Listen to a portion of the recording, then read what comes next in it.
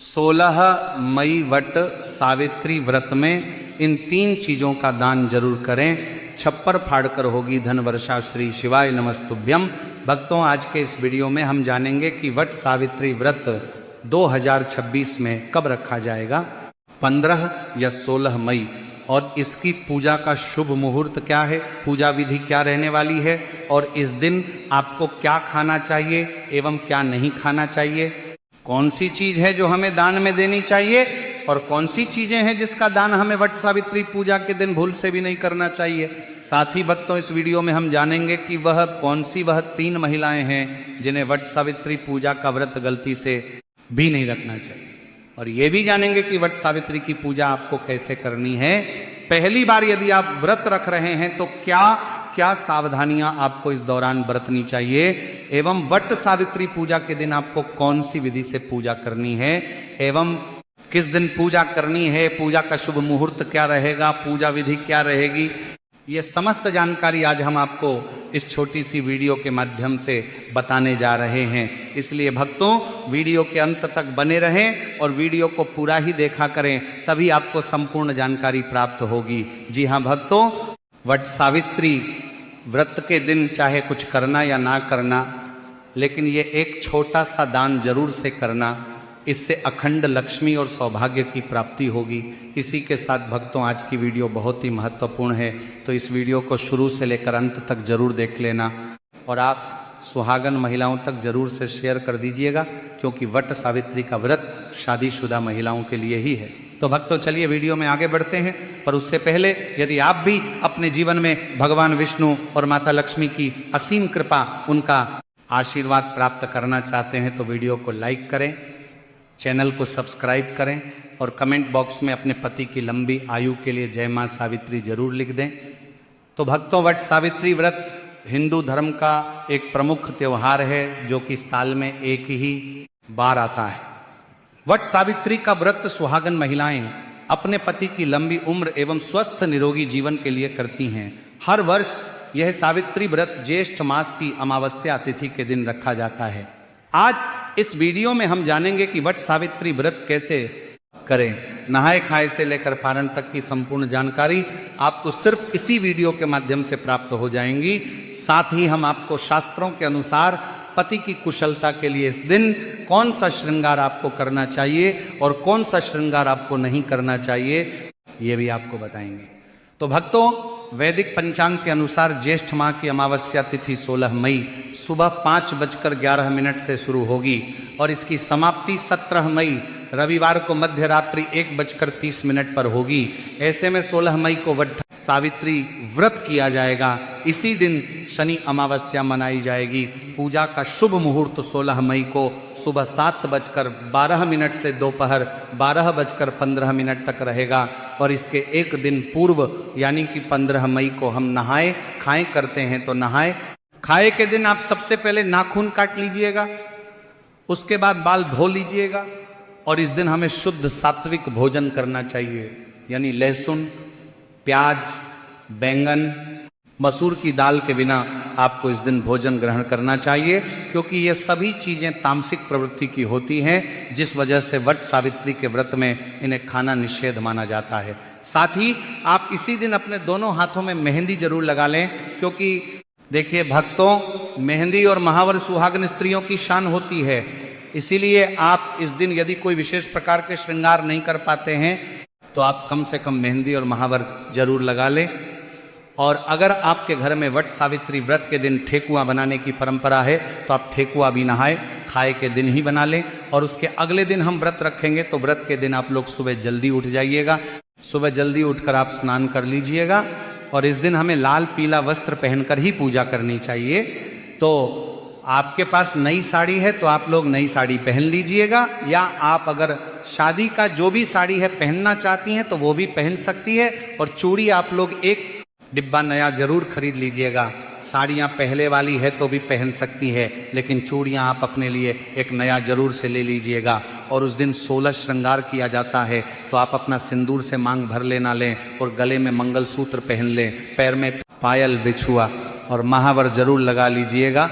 और जो शादी की चुनरी रहती है वह ओढ़कर ही हमें इस दिन पूजा करनी चाहिए। और आप लोग मांग में जो मांग टीका है वो भी जरूर पहन लीजिएगा, और इस दिन हमें टीका पहनकर ही पूजा करनी चाहिए। सुहाग का सबसे बड़ा प्रतीक टीका होता है, तो आप लोग टीका जरूर पहन लीजिएगा। और भक्तों, कई बार क्या होता है कि बहुत सारे लोगों के आसपास वट वृक्ष नहीं होता है, या जो किसी कारणवश नहीं जा सकते हैं, ऐसे लोग अपने घर में कोई छोटा सा वट वृक्ष खरीद कर ला सकते हैं, या वृक्ष की टहनियों को भी लाकर उनकी विधिवत पूजा कर सकते हैं। लेकिन वृक्ष के पास जाकर पूजा करना अधिक पुण्यकारी होता है, इसलिए जब तक बहुत जरूरी ना हो तब तक घर में पूजा ना करें। लेकिन भक्तों ध्यान रखिएगा, वट सावित्री पूजा के दिन कभी भी हमें बरगद की टहनी नहीं तोड़नी चाहिए। तो आप लोग एक दिन पहले ही बरगद यानी कि वट वृक्ष की टहनियां मंगवा कर रख लीजिएगा, और 16 मई की पूजा में उसी टहनी का इस्तेमाल आप कर लें। इस पूजा में गौरी गणेश का सबसे पहले पूजन किया जाता है, उसके बाद ही हम वट वृक्ष की पूजन करते हैं। और आप गौरी माता हल्दी से बना लीजिएगा, और सुपारी में कलावा लपेट कर गणेश जी बना लीजिएगा। अब आप एक लाल कपड़ा ले लीजिएगा, उसके बाद ही पूजन करते हैं। फिर चावल के आटे में थोड़ा सा हल्दी मिक्स करके हमें अपन बना लेना चाहिए वट वृक्ष में लगाने के लिए। और श्रृंगार की सामग्री भी चढ़ाई जाती है, तो आप अपने लिए भी चढ़ा लीजिएगा, और कुछ श्रृंगार की सामग्री हमें दान भी करनी चाहिए। और इस दिन जो भी मौसमी फल है वही प्रसाद में चढ़ाया जाता है, जैसे कि तरबूज, खरबूज, पपीता, अंगूर, आम, जो कुछ भी आपके उधर मौसमी फल अभी उपलब्ध हो उस फल को आप जरूर चढ़ाएं। और फिर वटवृक्ष को आपको हवा जरूर करना है, यानी कि आप बांस से निर्मित पंखे से वटवृक्ष जी को हवा जरूर कर दें। एक पंखा से आप अपने पति को हवा करती हैं, और दूसरा पंखा दान किया जाता है, तो 2 पंखे की जरूरत होती है। और पूजा पाठ करने के बाद हम परिक्रमा करते हैं।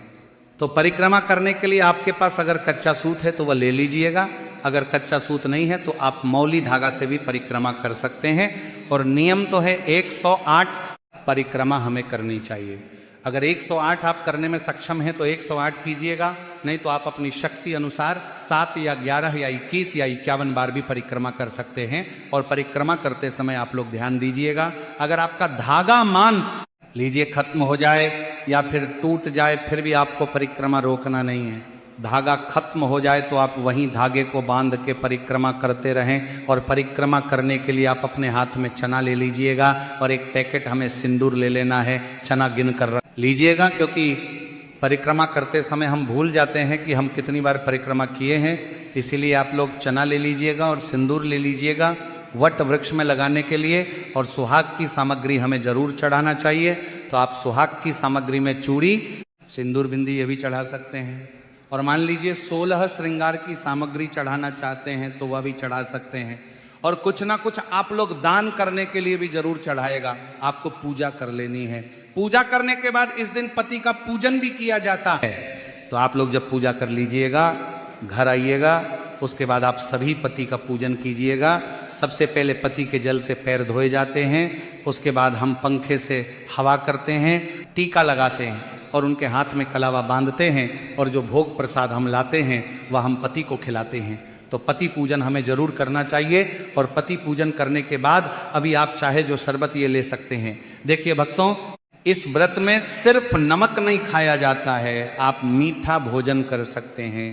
तो आप लोग पूजा करने के बाद जो कुछ भी खाना चाहते हैं वो खा सकते हैं। और शाम में सूर्यास्त होने से पहले ही आप मीठा भोजन कर लीजिएगा। सूर्यास्त होने के बाद हमें कुछ भी नहीं खाना चाहिए। और व्रत का पारण हम अगले दिन करेंगे। और इस बार वट सावित्री व्रत 16 मई शनिवार को है, और नहाए खाएं 15 मई शुक्रवार को है। और व्रत का पारण हम 17 मई दिन रविवार को करेंगे। और जो महिलाएं पहली बार वट सावित्री व्रत करना चाहती हैं वह कर सकती हैं। और पूजा करने के बाद वहाँ पर जितनी भी सुहागन महिलाएं हैं उनके मांग में हमें सिंदूर लगा देना चाहिए। और आप लोग प्रसाद जरूर दीजिएगा। भक्तों, सत्यवान सावित्री की मूर्तियां, बांस का पंखा, लाल कलावा, धूप, फल, पुष्प, रोली, सुहाग का सामान, बरगद का वृक्ष, जल से भरा कलश। शास्त्रों के अनुसार बरगद के वृक्ष के तने में भगवान विष्णु, जड़ों में ब्रह्मा और शाखों में भगवान शिव का वास है। इस वृक्ष में कई सारी शाखाएं नीचे की ओर रहती हैं, जिन्हें देवी सावित्री का रूप माना जाता है। इसलिए मान्यता है कि इस वृक्ष की पूजा करने से भगवान का आशीर्वाद प्राप्त होता है और मनोकामनाएं पूरी होती हैं। संतान प्राप्ति के लिए इस वृक्ष की पूजा करना लाभकारी माना जाता है। मान्यता है कि ज्येष्ठ मास की अमावस्या तिथि के दिन वट वृक्ष की छांव में देवी सावित्री ने अपने पति की पुनर्जीवित किया था। वृक्ष की पूजा की जाने लगी। हिंदू धर्म में जिस तरह से पीपल के वृक्ष को भगवान विष्णु का प्रतीक माना जाता है, उसी तरह बरगद के पेड़ को भगवान शिव का प्रतीक माना जाता है। भक्तों, इस दिन कौन सी गलतियां भूलकर नहीं करनी चाहिए, चलिए जानते हैं। वट सावित्री के व्रत में ऐसी कौन सी 3 चीज है जिसे सावित्री माता को नहीं चढ़ाना चाहिए तथा पूजा में इन चीजों को शामिल नहीं करना चाहिए, नहीं तो आपका व्रत टूट जाएगा और आपको पाप लग जाएगा। भक्तों, आगे बढ़ने से पहले सच्चे दिल से कमेंट बॉक्स में अवश्य लिखें जय माता सावित्री। माता सावित्री के लिए 1 लाइक तो बनता है और हमारे चैनल को सब्सक्राइब करके कमेंट बॉक्स में जय मां सावित्री जरूर लिख दीजिएगा। चलिए भक्तों, हम जानते हैं कुछ ऐसी गलतियों के बारे में जिन्हें आपको 16 मई वट सावित्री व्रत के दिन भूल कर भी नहीं करना चाहिए। वट सावित्री व्रत में काले और सफेद रंग के कपड़े बिल्कुल भी ना पहने, क्योंकि काला रंग अशुभता का प्रतीक होता है, वही सफेद रंग विधवा या शोक का प्रतीक होता है। इसलिए कम से कम वट सावित्री की पूजा के दौरान आप इन कपड़ों को ना पहने। लेकिन यदि आप किसी ऐसे पेशे में हैं जैसे कि डॉक्टर या वकील है, तो आप पूजा करने के बाद सफेद या काले कलर के कपड़े पहन सकते हैं, उसमें कोई भी दिक्कत नहीं है। लेकिन कोशिश करें कि पूजा के वक्त लाल, गुलाबी, कत्थई, बैंगनी इन सभी रंगों के कपड़े आप पहने। ऐसा करने से माता आपसे अति प्रसन्न होगी और आपको अखंड सौभाग्यवती का वरदान देंगी।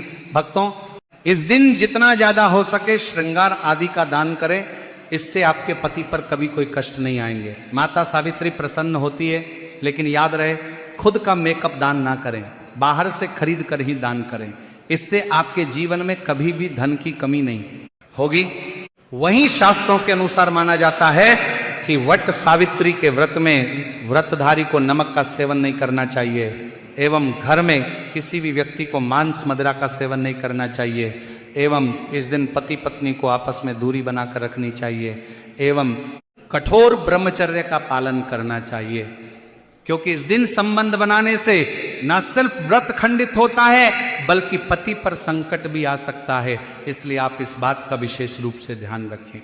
इसके अलावा वट सावित्री के दिन सुहागिन महिलाओं को दिन के वक्त नहीं सोना चाहिए, क्योंकि शास्त्रों में ऐसा बताया गया है कि किसी भी व्रत को करने के बाद दिन के समय सोने से वह व्रत खंडित हो जाता है। इसलिए आप दिन के वक्त बिल्कुल भी ना सोएं। साथ ही वट सावित्री व्रत के दिन आप सुबह सूर्योदय से पहले उठ जाएं एवं नित्य कर्मों से निवृत्त होने के बाद भगवान श्री सूर्यनारायण को 1 लोटे जल में लाल पुष्प और रोली डालकर जरूर अर्पित कर दें। इससे आपको भगवान श्री सूर्यनारायण जी की विशेष कृपा प्राप्त होगी। वहीं भक्तों, अगली गलती जो आजकल की नवविवाहित महिलाएं करती हैं, वह है मांग में कम सिंदूर लगाना। भक्तों, हमारे हिंदू धार्मिक ग्रंथों में सिंदूर को पति की लंबी आयु का प्रतीक माना जाता है। ऐसा कहा जाता है जिस भी महिला की मांग में सिंदूर पूरी तरीके से भरा हुआ होता है, थोड़ा लंबा होता है, उस महिला का पति दीर्घायु होता है। लेकिन आजकल की महिलाएं फैशन के चलते मांग में बस थोड़ा सा सिंदूर लगाती हैं, लेकिन आपको कम से कम वट सावित्री वाले दिन नाक से होकर पूरी मांग में सिंदूर लगा लेना है। शास्त्रों में वट सावित्री व्रत को अत्यंत शुभ और फलदायी व्रत माना गया है। ये व्रत सुहागन महिलाओं द्वारा अपने पति की लंबी आयु, सुख और समृद्धि की कामना के लिए किया जाता है। इस दिन मांग में सिंदूर भरना बहुत महत्वपूर्ण होता है। कहा जाता है कि इस दिन यदि महिलाएं अपनी मांग में थोड़ा लंबा सिंदूर भरे तो इससे उनके पति की आयु बढ़ती है और माता सावित्री प्रसन्न होती हैं। जब महिला की मांग में सिंदूर सुशोभित होता है तो वह सौभाग्यवती स्वरूप मानी जाती है। खासकर वट सावित्री और करवा चौथ जैसे व्रतों में सिंदूर को विशेष स्थान प्राप्त है। यदि कोई महिला जानबूझकर या अज्ञानता में मांग में सिंदूर कम भरती है या इस पर ध्यान नहीं देती तो ये व्रत की पूर्णता में बाधा बन सकता है। इसलिए मांग में सिंदूर जितना अधिक और सुसज्जित रूप से भरा जाएगा उतना ही यह शुभ फलदायक रहेगा। वट सावित्री के दिन माता सावित्री को लाल फूल अर्पित करने का विशेष महत्व है। लाल फूल प्रेम, श्रद्धा और भक्ति का प्रतीक होता है। जब महिला सच्चे भाव से लाल फूल अर्पित करती है तो इससे उसके जीवन में प्रेम, सामंजस्य और समृद्धि बनी रहती है। माता सावित्री को लाल रंग अत्यंत प्रिय है और यह उन्हें प्रसन्न करता है। इस दिन घर में मीठे पकवान, गुलगुले अवश्य बनाए जाने चाहिए और उन्हें पहले माता को भोग लगाकर फिर प्रसाद रूप में ग्रहण करना चाहिए। ये परंपरा न केवल धार्मिक आस्था का प्रतीक है बल्कि घर में सकारात्मक ऊर्जा और सुख समृद्धि का प्रवेश भी कराती है। आज के समय में कई महिलाएं वट सावित्री के दिन इसे एक सामान्य व्रत समझकर ब्यूटी पार्लर चली जाती हैं और बाल कटवा लेती हैं। ये बहुत बड़ी भूल मानी जाती है। शास्त्रों में इसे घोर पाप कहा गया है। बाल कटवाने से माता सावित्री रुष्ट हो जाती हैं और इससे पति के जीवन पर संकट आ सकता है। करवा चौथ और वट सावित्री जैसे व्रतों में बालों को कटवाना अशुभ माना गया है। यह व्रत पति की दीर्घायु और अखंड सौभाग्य के लिए होता है और इस दिन अर्पित की जाने वाली किसी भी वस्तु की पूर्णता और पवित्रता का ध्यान रखना आवश्यक है। कोई भी टूटी फूटी वस्तु, चाहे वह फूल हो, थाली हो या पूजा की अन्य सामग्री अर्पण योग्य नहीं होती। चूड़ियों का विशेष महत्व होता है और व्रत के दिन सफेद, नीली या काली चूड़ियां पहनने से बचना चाहिए। टूटी हुई चूड़ियां तो बिल्कुल भी नहीं पहननी चाहिए। मंगलसूत्र सुहाग का प्रतीक है, इसलिए वट सावित्री के दिन इसे गले में अवश्य धारण करना चाहिए। यदि कोई महिला इस दिन मंगलसूत्र नहीं पहनती है तो उसका व्रत अधूरा माना जाता है। शास्त्रों में कुछ ऐसी स्थितियों का उल्लेख है जब महिलाओं को यह व्रत नहीं करना चाहिए। सबसे पहली स्थिति जिसमें व्रत नहीं रखना चाहिए वह गर्भवती महिलाओं की होती है। हालांकि शास्त्र गर्भवती महिला को व्रत करने से मना नहीं करते, लेकिन यदि महिला कमजोर हो या उसकी तबीयत ठीक ना हो तो यह व्रत उसके और गर्भस्थ शिशु के लिए हानिकारक हो सकता है। इसी के साथ आजकल महिलाएं अक्सर एक दूसरे के गहने पहन लेती हैं, लेकिन इस दिन अपनी चूड़ियां, बिछुए, मंगलसूत्र, सिंदूर जैसी चीजें किसी और को देना वर्जित है। इससे पति के जीवन पर संकट आ सकता है। व्रत के दौरान ब्रह्मचर्य का पालन करें, सात्विक भोजन करें और फलाहार करें। भूलकर भी प्याज, लहसुन या तामसिक भोजन का सेवन न करें क्योंकि यह व्रत की पवित्रता को खंडित करता है। यदि आपने इस व्रत को सही विधि से किया, नियमों का पालन किया और माता सावित्री की सच्चे मन से पूजा की तो निश्चित रूप से माता का आशीर्वाद आपके पति और परिवार पर बना रहेगा। इस बार वट सावित्री व्रत के दिन शनिश्चरी अमावस्या है जिसमें स्नान और दान का बहुत फल मिलता है। यह अमावस्या स्नान, दान और श्राद्ध की अमावस्या कही जाती है। इसलिए यह तिथि न सिर्फ महिलाओं के लिए बल्कि पुरुषों के लिए भी खास है। इस व्रत में पूजा पाठ, स्नान व दान आदि का अक्षय फल मिलता है।